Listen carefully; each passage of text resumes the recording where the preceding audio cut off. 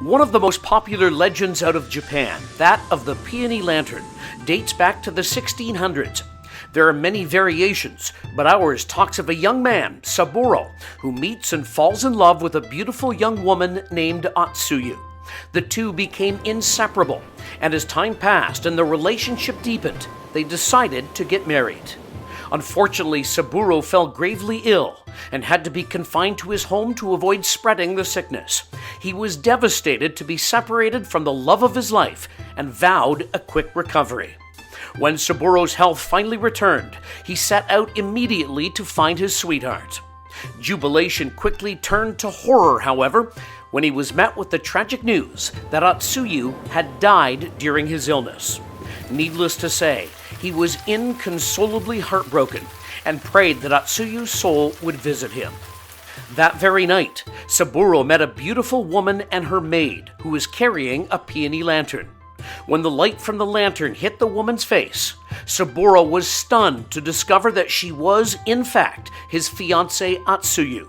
She'd been told that Saburo had died of his illness and was so ravaged by heartbreak that she left town with her maid.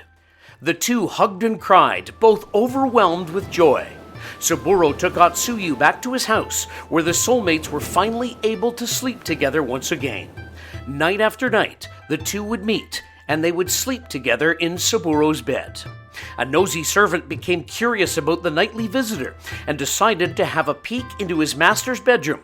And what the servant saw made his blood run cold. Saburo in bed with a skeleton. The servant ran to the Buddhist priest, who told Saburo that his fiancée had indeed died during his illness, and he was being visited by her ghost. After convincing Saburo that he was in danger, the priest placed charms around the home to keep the spirit away. Each night, the ghost of Otsuyu would call desperately for her lover from outside of his home. Saburo was so traumatized by this that he was unable to sleep or eat, and his health deteriorated quickly.